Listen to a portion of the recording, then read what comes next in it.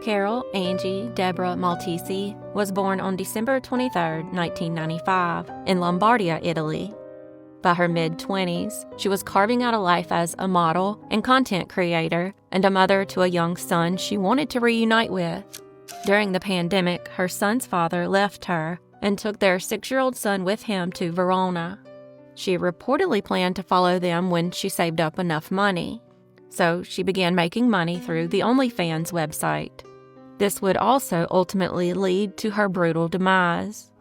In early 2022, her life was stolen in one of the most disturbing crimes Italy has seen in years.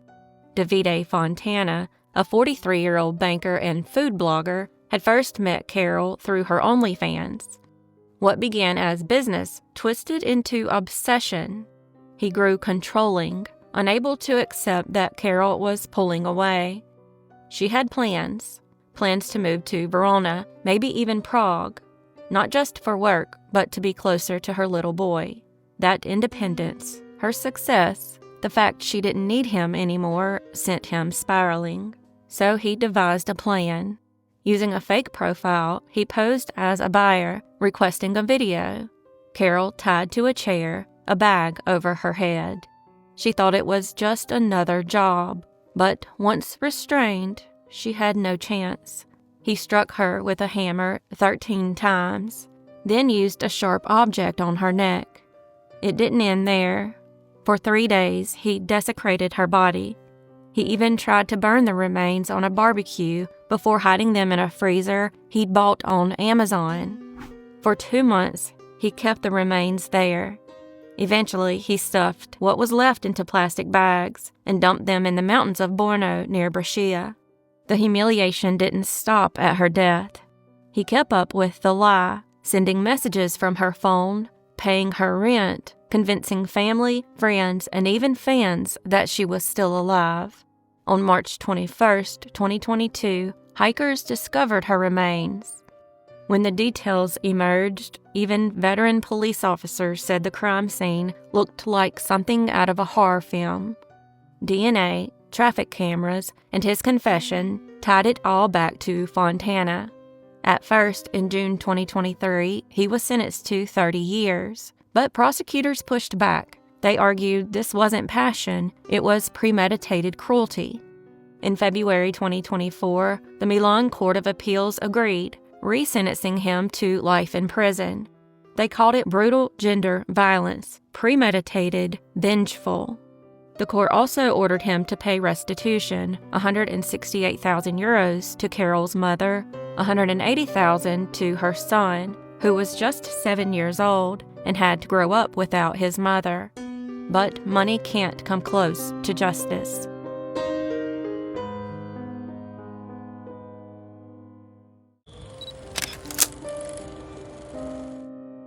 Channing Richard Martin was born on May 27, 1971, the only child to Ada and Dudley Martin. Everyone knew him by his middle name, Richard. His parents divorced when he was young, but he grew up in a close-knit family. His cousin Melissa lived next door and was like a sister.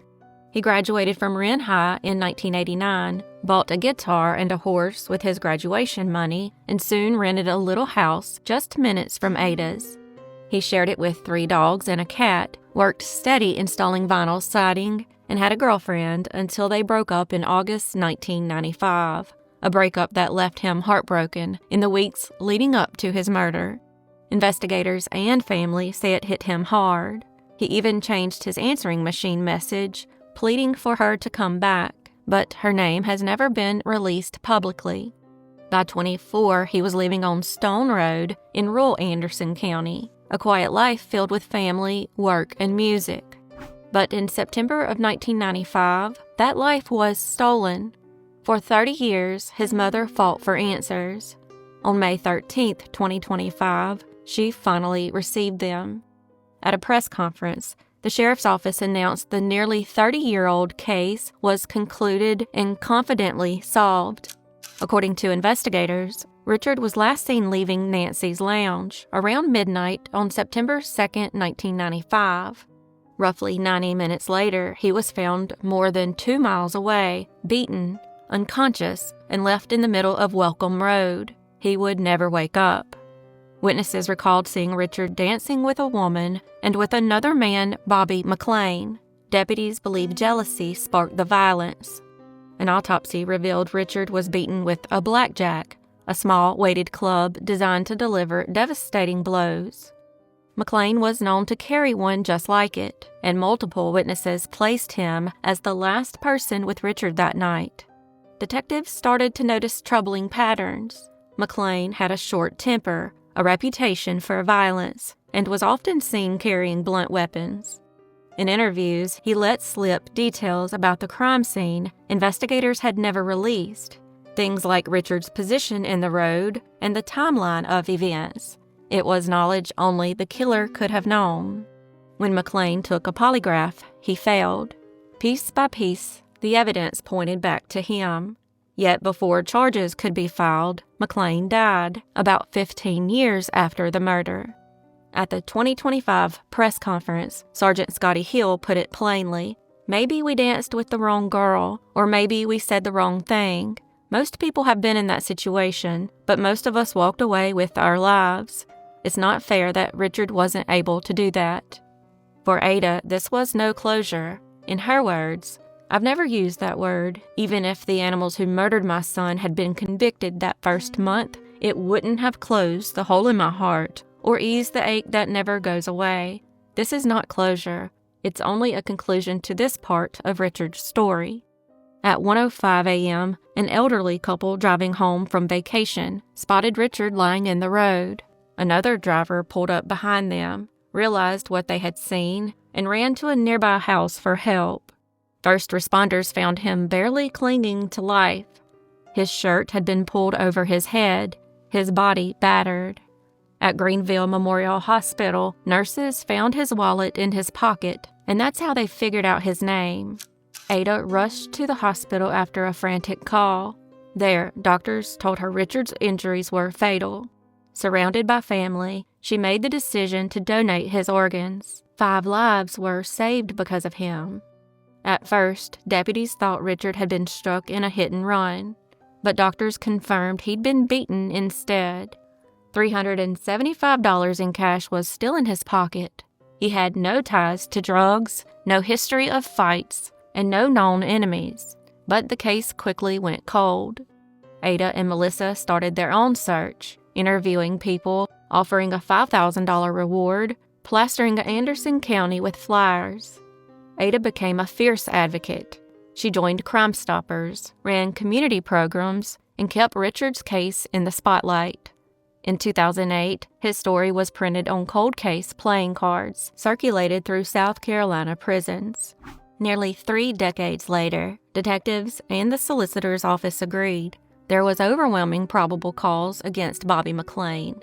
His violent reputation, the weapon he carried, the details he slipped in interviews, and the polygraph he failed all added up to one conclusion: McLean was the killer. After nearly 30 years, there was no more doubt. The case of Richard Martin finally had a name attached. Richard was just 24 years old. At his funeral, Leonard Skinner's Simple Man played, and the phrase is still etched into his stone.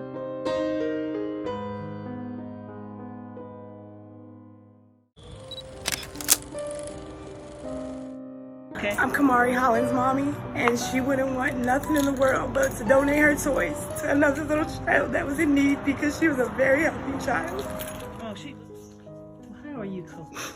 I'm coping. I'm making it. The media's making me look like I'm some evil person, but I'm not. I'm a mommy, and I did not have nothing to do with this.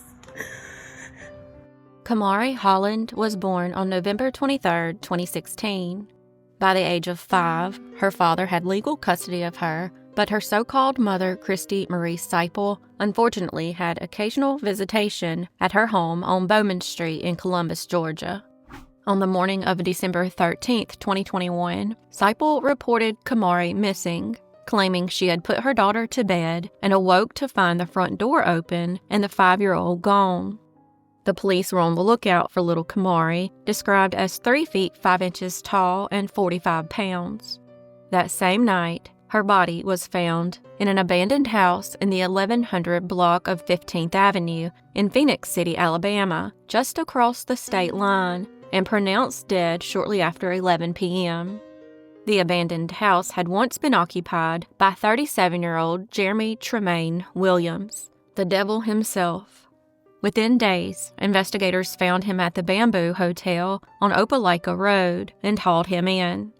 The community was horrified again when Kamarie's own mother was also arrested after her role in her daughter's death came to light, an unforgivable and evil role. Seipel had a sexual relationship with Williams, who said he was tired of her and asked for Kamarie instead. On Kamarie's last night alive, Seipel had agreed to allow Williams to sexually abuse her daughter for 1 hour in exchange for money. Negotiations dropped the price from $2,500 to $1,300, but Williams never paid her. He took Kamarie to his vacant home, where he filmed himself assaulting her, forced her to ingest methamphetamine, and then strangled her with a ligature.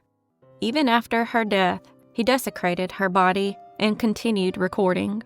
By the next morning, Seipel staged her daughter's disappearance before calling 911 at 6:15 a.m.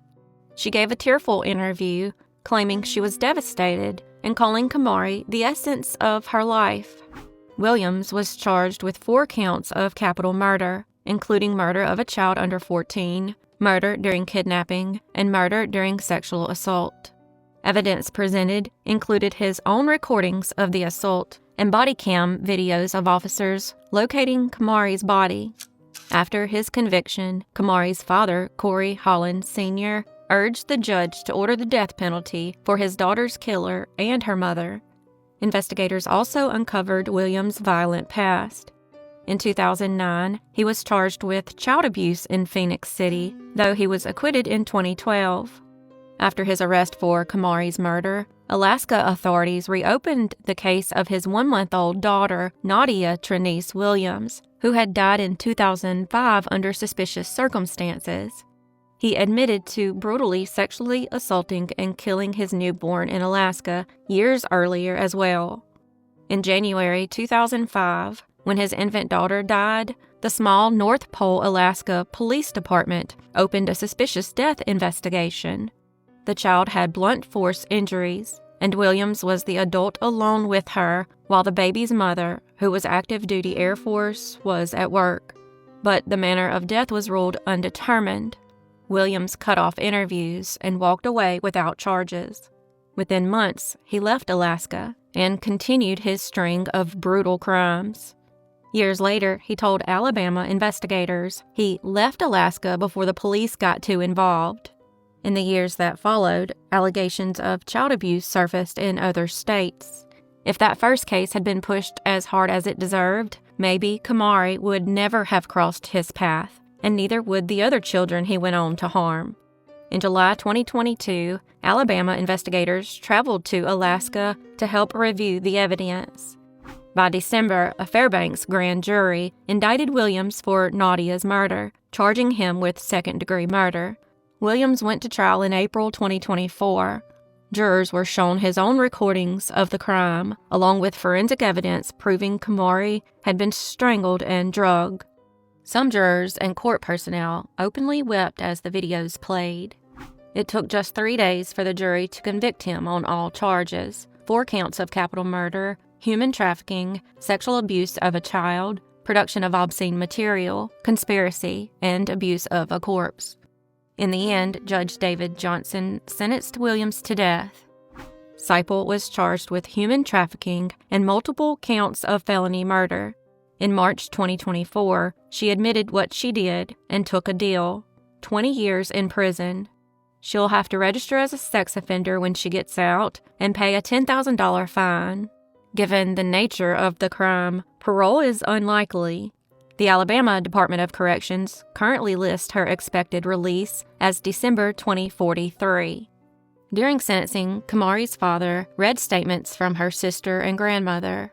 In addition, a 23-year-old woman who was molested by Williams when she was only 4 called him a monster. His ex-wife condemned him for killing their baby daughter and destroying the lives of others. He had several involvements in the past with children. He has a couple of cases where he was actually charged with abuse of children by the Russell County Sheriff's Office in 2009, and then he was acquitted by a jury in 2012 of that case. Williams is on death row at Holman Correctional Facility in Atmore, Alabama. I hope his stay there is as pleasant as he deserves. In October 2024, he filed an appeal. But by May 2025, he stunned the court by asking to waive all appeals and expedite his execution so that he doesn't have to suffer. A judge ruled him mentally competent to make that decision, and the case moved on for mandatory appellate review. The appellate review must be cleared before Williams can be executed. Regardless, unless a major procedural error is found, Williams' death sentence will likely stretch into several years, but by giving up his appeals, has placed himself on a faster path toward execution than most others on Alabama's death row.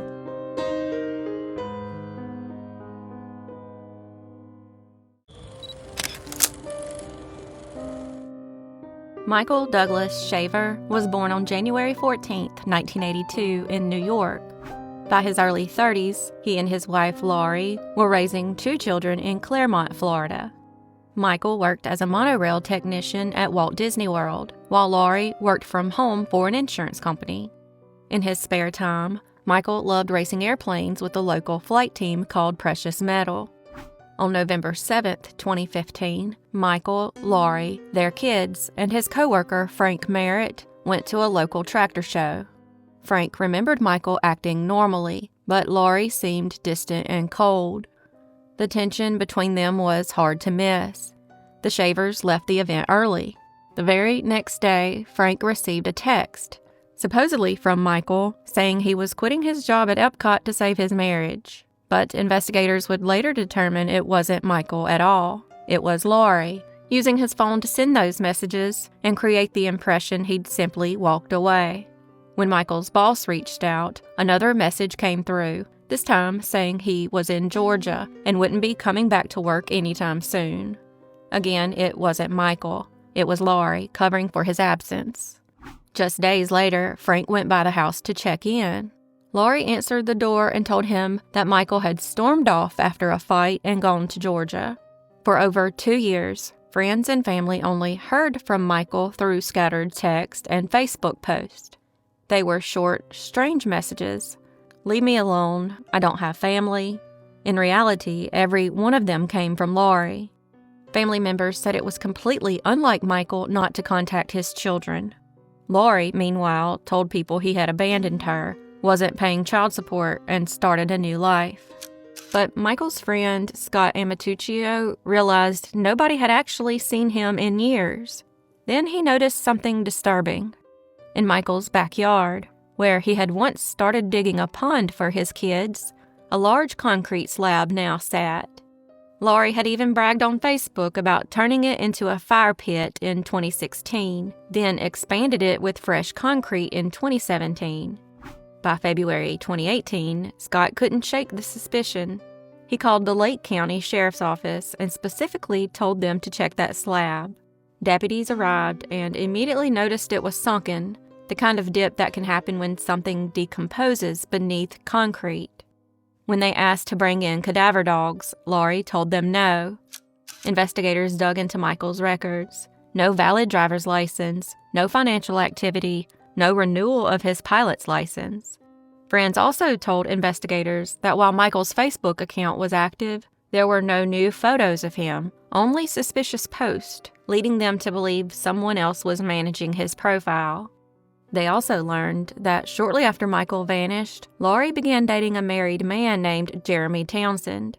When Jeremy's wife Vanessa suddenly received messages and even flowers, supposedly from Michael exposing the affair, it was clear Laurie was impersonating her husband. When that relationship ended, Laurie moved on to another man, Travis Filmer.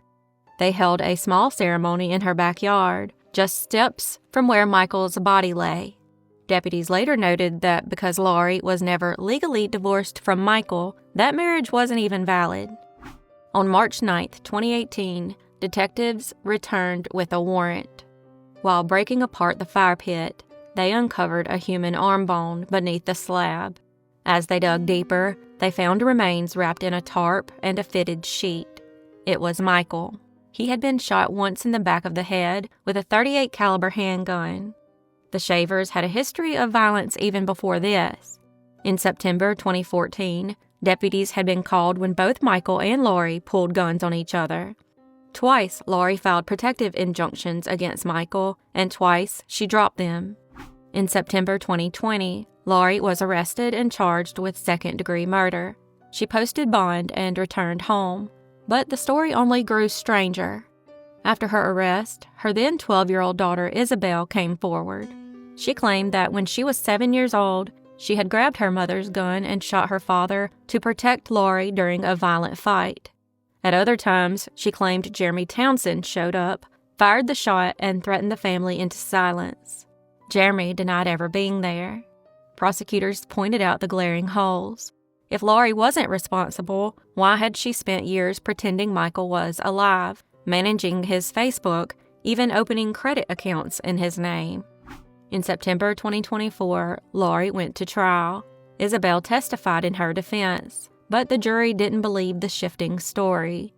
Prosecutors argued Lori acted alone, buried Michael in the backyard, and staged an elaborate deception to cover her crime.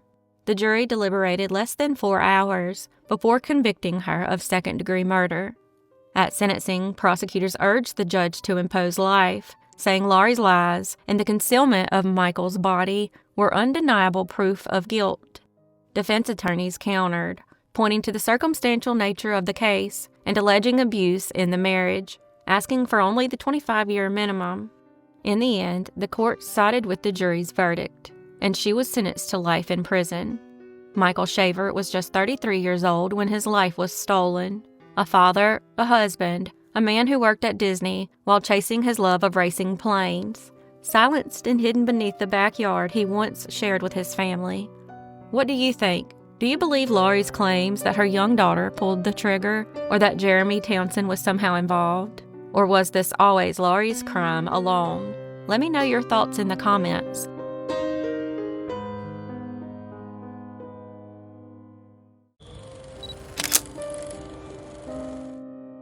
Joslin Smith was born on October 23, 2017. By the time she was 6 years old, her name and face were known across South Africa, not because of the childhood she should have had, but because of the unthinkable crime committed against her. In February 2024, Joslin disappeared outside her home in Saldanha Bay, a fishing town about 85 miles north of Cape Town. The search that followed was massive. Posters with her striking green eyes and pigtails were everywhere. Rewards were offered. Even government ministers joined the effort. But sadly, Joslin was never found. For months, her so-called mother, Raquel Kelly Smith, presented herself as a grieving parent. The community rallied around her, desperate for answers. But that sympathy collapsed when investigators revealed disturbing allegations. Prosecutors said Smith had sold her daughter. In 2025, after an 8-week trial, Smith, her boyfriend Jacqueline Apollos, and their friend Stefano Van Rijn were convicted of kidnapping and human trafficking. Judge Nathan Erasmus sentenced all three to life in prison, plus 10 years for kidnapping. His ruling, delivered inside a packed community sports center so residents could attend, drew applause. The judge was deliberate, critical, and uncompromising. He said the trio had shown no remorse, that there was nothing redeeming about their actions, and that their crimes had left the community of Middelpas fractured. The prosecution's case leaned heavily on testimony, more than 30 witnesses in all. The most pivotal came from Smith's neighbor, Laurencia Lombard.